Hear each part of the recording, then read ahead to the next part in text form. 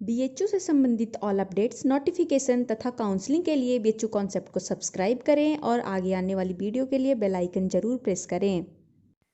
Hi guys, welcome to BHU concept. आज हम लोग चलते हैं 2019 के प्रीवियस ईयर क्वेश्चन जो है इंग्लिश के, उसको आज हम लोग सॉल्व करेंगे। देखते हैं 91 से लेकर के 120 तक जो है आपका इंग्लिश के जो क्वेश्चन हैं, हम लोग आज उसको सॉल्व करेंगे, देखेंगे क्या है। तो पहला क्वेश्चन है हमारा, select the word nearest in meaning to the given bold word. यानी कि जो नीचे बोल्ड में जो वर्ड दिया गया है ब्लैक कलर करके, उसके नियरेस्ट मीनिंग में कौन सा हो रहा है, चारों में से देखते हैं। तो पहला जो है ग्रीगेरियस, तो ग्रीगेरियस का मतलब होता है झुंड में रहने वाला। तो झुंड में रहने वाला निम्नलिखित में से किसका मीनिंग होगा? तो आप जान लें कि सोशिएबल का मीनिंग होता है झुंड में रहने वाला या सामाजिक। तो सोशिएबल मीनिंग हो जाएगा यहाँ आपका, इसका पहला का आंसर हो जाएगा आपका सोशिएबल। नेक्स्ट देखते हैं, दूसरा क्वेश्चन जो है सेम क्वेश्चन है, select the word nearest in meaning to the given bold word, और दूसरा वर्ड है हमारा चेरिश। तो चेरिश का मतलब होता है संजोना या पालन पोषण करना। तो इसके लिए जिसका नियरेस्ट मीनिंग जो होगा बाबू आपका यहाँ पर रिब्यूक हो जाएगा। ये आपका मीनिंग सेम होता है दोनों का मीनिंग। तो एक कहा जाए तो एक तरह से सिनोनिम्स यहाँ पर दिया हुआ है, तो सिनोनिम्स हम लोग इसका हो जाएगा आपका रिब्यूक। आगे हम लोग देखते हैं तीसरा प्रश्न भी सेम है, और हम देखते हैं कि तीसरा जो वर्ड दिया हुआ है वो है केयस। तो केयस का मतलब होता है अराजकता या गड़बड़ी या अव्यवस्था।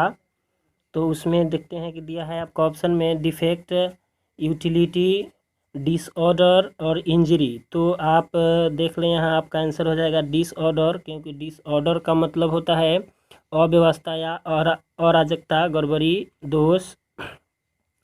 चौथा प्रश्न भी सेम है, वही है नियरेस्ट मीनिंग बताना है, और जो वर्ड दिया हुआ है वो है डिफिडेंटली। तो डिफिडेंटली का मतलब होता है शंकापूर्ण या आत्मसंशयपूर्वक। तो इसका जो नियरेस्ट मीनिंग देने वाला जो है आपका जो नीचे जो ऑप्शन दिए हैं उसका हरियरली होगा, हम्बली दिया हुआ है ग्रेजुअली और डिफरेंटली। तो यहाँ पर आपका हो जाएगा हरियरली वर्ड जो है वो आपका उसका सेम मीनिंग होता है, आप देख लें उसको, ये आपका आंसर हो जाएगा।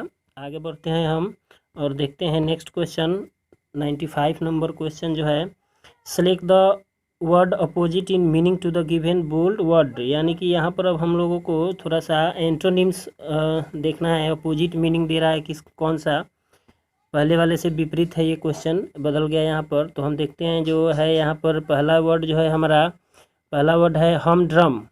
तो हम ड्रम जो वर्ड है हमारा उसका जो ऑप्शन दिया हुआ है वो है सुपरफिशियल, एक्साइटिंग, इंटरनल और क्रिएटिव। तो हम ड्रम का मतलब होता है, आप देख लें यहाँ पर जो हम ड्रम वर्ड है उसका मतलब होता है सुस्त, नीरस। तो इसका अपोजिट मीनिंग देने वाला जो वर्ड हो जाएगा आपका यहाँ पर एक्साइटिंग हो जाएगा। एक्साइटिंग का मतलब होता है उत्तेजक या प्रभाव उत्पन्न करने वाला।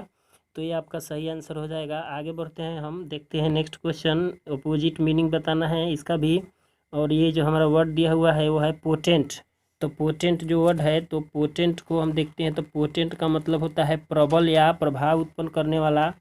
तो इसका जो हमारा जो नेक्स्ट हो जाएगा, इसका जो उल्टा जो होगा वो हो जाएगा फ्रेगाइल।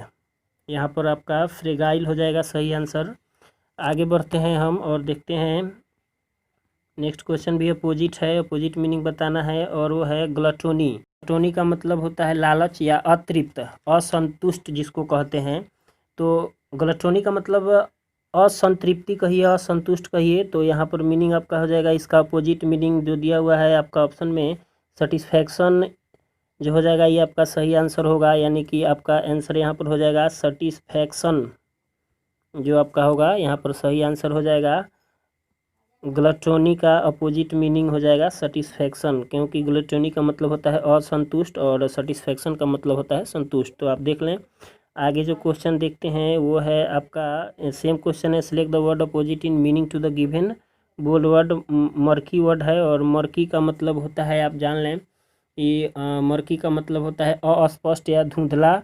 तो आप इसको देख लें, इसका जो अपोजिट मीनिंग होता है वो अपोजिट मीनिंग यहाँ पर ऑप्शन में दिया हुआ है चीरफुल। तो ये आपका सही आंसर होगा, क्योंकि इसका मतलब होता है चमकीला। चीरफुल मतलब चमकीला, मर्की का मतलब धुंधला, तो ये इसका अपोजिट मीनिंग सबसे बेस्ट है।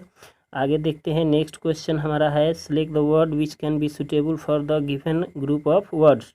यहाँ पर जो है वन वर्ड सब्स्टिट्यूशन का जो क्वेश्चन है आपका है, यहाँ पर देखते हैं 99 नंबर जो क्वेश्चन है वन वर्ड सब्स्टिट्यूशन है। और पहला जो दिया हुआ है वो हमारा है a man of unusual habits, यानी कि ऐसा व्यक्ति जिसको बेकार की आदतें होती हैं। अनयूजुअल हैबिट्स जो होता है उसको हम लोग क्या बोलेंगे, तो उसको हम लोग बोलते हैं इसेंट्रिक। तो यहाँ पर हमारा 4 नंबर आंसर सही होगा। इसेंट्रिक का मतलब होता है झक्की, झक मारने वाला, इधर उधर बिना मतलब का जो आदतें रखता है उसको झक्की बोलते हैं। तो इसेंट्रिक वर्ड आपका यहाँ पर दिया हुआ है 4 नंबर में, तो ये आपका आंसर 4 नंबर में सही हो जाएगा। आगे बढ़ते हैं हम, नेक्स्ट क्वेश्चन देखते हैं। 100 नंबर प्रश्न जो है select the word which can be substituted for the given group of words, यानी कि ये भी सेम क्वेश्चन है। और यहाँ पर जो दिया हुआ है एन ईटर ऑफ फ्लेश, यानी कि मांस खाने वाले को क्या बोलते हैं। फ्लेश का मतलब होता है मांस, तो एन ईटर ऑफ फ्लेश का जो यहाँ पर एक शब्द हो जाएगा वो आपका हो जाएगा कार्निवर, यानी कि ये वाला सही होगा आपका। इसका मतलब होता है मांस भक्षक, यानी कि आपका एन ईटर ऑफ फ्लेश, इसका जो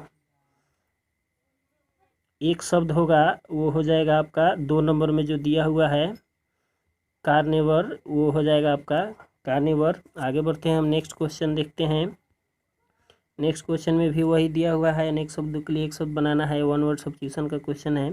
अ man whose wife is dead, यानी कि ऐसा व्यक्ति जिसकी पत्नी मर गई हो तो उसको हम लोग क्या कहेंगे, तो उसको हम लोग विडोर बोलते हैं, यानी कि 2 नंबर में जो आंसर होगा ये आपका राइट हो जाएगा। आगे बढ़ते हैं हम, नेक्स्ट क्वेश्चन देखते हैं। नेक्स्ट क्वेश्चन दिया हुआ है actuated by greed of money, यानी कि पैसे से जो चीज़ें आगे बढ़ती हैं उसको हम लोग क्या बोलते हैं। तो इसके लिए हमारा एक शब्द हो जाएगा मोनेटरी, यानी कि जो 2 नंबर में जो दिया हुआ है ये आपका राइट होगा। आगे बढ़ते हैं हम, नेक्स्ट देखते हैं। ये हमारा है fill in the blanks with the best option, यानी कि जो रिक्त स्थान है उसको भरना है हम लोगों को। मीनिंग देख करके क्या होगा देखते हैं। तो पहला क्वेश्चन है कि he just spat on the ground and dash digging, यानी कि जस्ट उसने स्पैट का अर्थ होता है ज़मीन को थपथपाना या थप्पड़ मारना भी हो जाएगा। तो he just spat on the ground and dash digging, तो यहाँ पर रिकमेंडेड आंसर में दिया है रिकमेंडेड, रिकम्पनसेड और रिक्रिएटेड। तो यहाँ पर सबसे जो बेस्ट मीनिंग होगा 1 नंबर वाला राइट होगा आपका। रिकमेंडेड का मतलब होता है फिर से शुरू करना, तो यानी कि ये आपका आंसर राइट हो जाएगा। आगे देखते हैं, नेक्स्ट जो है हमारा क्वेश्चन है वो सेम है, फिल इन द ब्लैंक्स है। Water is flowing dash through a hose, तो होज का मतलब होता है नल, जिससे पानी होकर के बहता है उसको हम नल बोलते हैं। तो water is flowing dash through a hose, तो इसका जो ऑप्शन होगा आप देख लें इसमें। अब प्रीपोजिशन का ये प्रश्न है, इसमें आपका इनटू और अबव दोनों लगा सकते हैं, तो आप इसमें इनटू लगाइए, सही होगा। इनटू ज़्यादा अच्छा रहेगा, इनटू सही है। आगे बढ़ते हैं हम और देखते हैं नेक्स्ट क्वेश्चन। नेक्स्ट क्वेश्चन है fill in the blanks with the best option, यहाँ पर ऑप्शन भरना है आपको। I have nothing to say on this dash, यानी कि ऑप्शन में है हैंड, माउथ, फेस, हेड। तो यहाँ पर आप सबसे बेहतर होगा कि आप फेस लगाएं, क्योंकि सब आ जाता है उसमें, हैंड, माउथ और हेड सब का बात करके आदमी फेस का बात करता है, इसलिए आपका ये आंसर राइट होगा, फेस 3 नंबर वाला। आगे बढ़ते हैं हम, नेक्स्ट क्वेश्चन देखते हैं। जो नेक्स्ट क्वेश्चन है आपका fill in the blank with the best option, there is no dash for a disaster of this scale, यानी कि इस तरह के जो आपदा हैं इसके लिए कोई डैश नहीं है। तो देखते हैं क्या है, तो प्रेसिडेंट और प्रेसिडियम, यानी यहाँ पर आप देख लें कि 2 प्रेसिडेंट लिखा हुआ है, तो आप समझ लें कि इस प्रेसिडेंट का मतलब होता है पूर्व उदाहरण, यानी कि मिसाल, यानी कि ये आपका राइट आंसर हो जाएगा। मीनिंग आप देखेंगे तो समझ में आएगा आपको, ये वाला सही होगा। अगर आप 3 लगाएंगे तो गलत हो जाएगा, जबकि दोनों प्रोनाउंसिएशन में सेम ही है प्रेसिडेंट, लेकिन 1 नंबर वाला राइट होगा। आगे देखते हैं हम नेक्स्ट क्वेश्चन। नेक्स्ट क्वेश्चन हमारा है प्रीपोजिशन है, fill in the blanks with the correct preposition. तो प्रीपोजिशन में है he comes dash a noble family. तो अब जान ले पहले कि नोबेल का अर्थ क्या होता है। तो नोबेल का मतलब होता है रईस घराने से संबंध रखने वाले व्यक्ति को नोबेल बोला जाता है, नोबेल फैमिली से संबंध रखता है। तो आप यहाँ पर देख लें कि इसका जो ऑप्शन होगा, ऑप्शन में दिया है ऑन, विद, ऑफ और बाय। तो यहाँ पर ऑफ हो जाएगा ये, आप प्रीपोजिशन पढ़ेंगे तो समझेंगे आप। यहाँ पर कोई संबंध रखता है किसी परिवार से तो उसको ऑफ बोला जाता है, ऑफ लगाएंगे वहाँ पर, सॉरी प्रीपोजिशन में ऑफ आएगा, कॉम्स ऑफ होगा यहाँ पर राइट आंसर।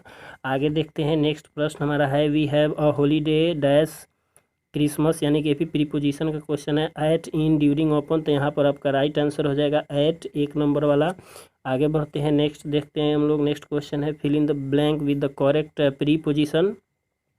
यहाँ पर he will be here dash Monday next, यानी कि फ्यूचर में है तो फ्यूचर में आप सीन्स, फ्रॉम, फॉर, विद, यानी कि आप सीन्स का प्रयोग नहीं कर सकते। फ्यूचर में है तो आप यहाँ पर फ्रॉम की तरफ जाएंगे और यहाँ पर हमारा राइट आंसर फ्रॉम हो जाएगा। आगे बढ़ते हैं, नेक्स्ट क्वेश्चन देखते हैं fill in the blanks with the correct preposition. ये भी प्रीपोजिशन का क्वेश्चन है you must be back 5 o'clock, यानी कि आप यहाँ पर क्या लगाएंगे। तो यहाँ ऑप्शन दिया है विद इन, बाई और ऑन। तो आप यहाँ बाई लगाइए, बाई यहाँ पर राइट आंसर होगा। नेक्स्ट देखते हैं हम लोग अगला प्रश्न क्या है। तो अगला प्रश्न जो है हमारा आर्टिकल का है, और आर्टिकल में जो दिया है he is dash university professor. तो आप यहाँ देख लें, यहाँ पर ऑप्शन में दिया हुआ है एन, द, ए और नो आर्टिकल। तो यहाँ पर आप अ का प्रयोग करें, क्योंकि यूनिवर्सिटी है तो यूनिवर्सिटी में आपका कॉन्सोनेंट साउंड आ रहा है, इसलिए आप अ का प्रयोग करेंगे, द का प्रयोग नहीं करेंगे। आगे देखते हैं नेक्स्ट क्वेश्चन जो हमारा है he has left for his heavenly dash residence, home, domicile और एबोर्ड। तो आप यहाँ पर देख लें कि ये जो चारों जो वर्ड हैं बाबू, ये चारों वर्ड आपके आवास के लिए ही प्रयुक्त होंगे, लेकिन यहाँ पर सबसे जो सूटेबल आंसर हो जाएगा वो हो जाएगा आपका होम। तो यहाँ पर होम लगाएंगे हम। आगे देखते हैं नेक्स्ट क्वेश्चन हमारा जो है Radha dash the BA examination in 2010। तो आप यहाँ देख लें, यहाँ पर ये बहुत इंपॉर्टेंट टॉपिक होता है इन टेंस का, तो टाइम एंड टेंस का। तो आप देख लें यहाँ पर ये पास्ट आपका राइट आंसर होगा, यहाँ पर बाकी कोई नहीं होगा। इस तरह के प्रश्न अक्सर एग्जाम में पूछे जाते हैं। तो यहाँ पास्ट होगा, V2 का प्रयोग करेंगे हम तो राइट होगा, क्योंकि टाइम लेप्सेस वर्ड का यूज कर दिया गया है। तो यहाँ पर आप पास्ट का प्रयोग करें, यानी कि पास्ट इंडेफिनिट टेंस। आगे देखते हैं, नेक्स्ट है हमारा who dash the tail of a cow. यहाँ पर करेगी who dash the tail of a cow, यानी कि डीड, कैच, वाज, कॉट और कॉट, हैड कॉट। आप यहाँ पर देख लें तो हम यहाँ कॉट का प्रयोग करेंगे, यानी कि हमारा राइट आंसर हो जाएगा 3 नंबर हमारा राइट आंसर हो जाएगा। आगे बढ़ते हैं, देखते हैं next question choose the misspelled word from each group, यानी कि इसमें से दिए गए ग्रुप में जो वर्ड्स हैं कौन सा स्पेलिंग मिस्टेक हुआ है। तो आप देख लें कि इसका वर्तनी कौन सा गलत है। तो देखेंगे प्रिविलेज, कंपैरिजन, कमिटी और निमोनिया। तो आप यहाँ देख लें कि इसमें प्रिविलेज, कंपैरिजन, कमिटी और फिनोमिना, सॉरी इसमें कोई भी स्पेलिंग गलत नहीं है, चारों के चारों वर्ड का जो स्पेलिंग है राइट है। इसके लिए आप देख लेंगे क्वेश्चन को फिर से, ये सही है, इसमें कोई गलती नहीं है। तो आगे हम बढ़ते हैं, देखते हैं नेक्स्ट क्वेश्चन 116 नंबर प्रश्न में हमारा choose the misspelled word from each group given below, यानी कि इसमें भी हमको गलती वाला स्पेलिंग ढूंढना है कि किस में गलती है। तो देखते हैं, हमारा पहला है हमारा ह्यूमन, रिवरीन है, और नेक्स्ट है हमारा आर्कियोलॉजी और मॉडल। तो आप देख लें कि आर्कियोलॉजी जो है यहाँ पर ये आपका आंसर हो जाएगा, क्योंकि आर्कियोलॉजी में ई के बाद ए का प्रयोग नहीं होगा, तो ये वर्ड सही हो जाएगा। यानी कि ई के बाद ए का प्रयोग दिया हुआ है तो ये गलत है, यानी कि आंसर हो जाएगा 3। आगे देखते हैं, select the part of a speech of the underlined words in the given sentences, यानी कि जो अंडरलाइन किया हुआ सेंटेंस में जो वर्ड्स हैं वो पार्ट्स ऑफ स्पीच का कौन सा भाग है। तो देखते हैं, माइन दिया है, नाउन, प्रोनाउन, एडजेक्टिव और डिटरमाइनर। तो यहाँ पर माइन जो हो जाएगा आपका प्रोनाउन हो जाएगा, ये इजी तो है। आगे देखते हैं next question, all the books on the table are mine, यानी कि ये भी आप पार्ट्स ऑफ स्पीच बताना है। तो यहाँ पर जो हो जाएगा आपका ऑल आपका एडजेक्टिव हो जाएगा। आगे बढ़ते हैं, नेक्स्ट क्वेश्चन हम देखते हैं। नेक्स्ट क्वेश्चन जो हमारा है वो कर रहा है कि identify the part of the sentence having an error, यानी कि हमको ये कॉमन एरर का क्वेश्चन है। देखते हैं कि सेंटेंस के किस पार्ट में एरर है। तो देखते हैं पहला question, I and you have been best friends since 2001 when we were admitted to a school. तो आप यहाँ पर ध्यान दें, यहाँ पर जो है आपका सही आंसर हो जाएगा 1 नंबर वाला जो होगा वो आपका राइट होगा, क्योंकि यहाँ पर जो दिया हुआ है आप देख लें, आई एंड यू नहीं होकर के यू एंड आई होगा। ये प्रोनाउन का पार्ट्स है, आप देख आई एंड यू जो है वो गलत है आपका। वो सही क्या होना चाहिए, यू एंड आई होना चाहिए। ये आपका ग्रामेटिकली सही होगा, यानी कि आपका आंसर हो जाएगा 1। आगे बढ़ते हैं हम नेक्स्ट प्रश्न की तरफ, देखते हैं नेक्स्ट क्वेश्चन क्या है। तो नेक्स्ट प्रश्न है identify the part of the sentence having an error, यानी कि सेम क्वेश्चन है, इसमें भी हमको एरर ढूंढना है हम लोग को। तो देखते हैं क्वेश्चन क्या है।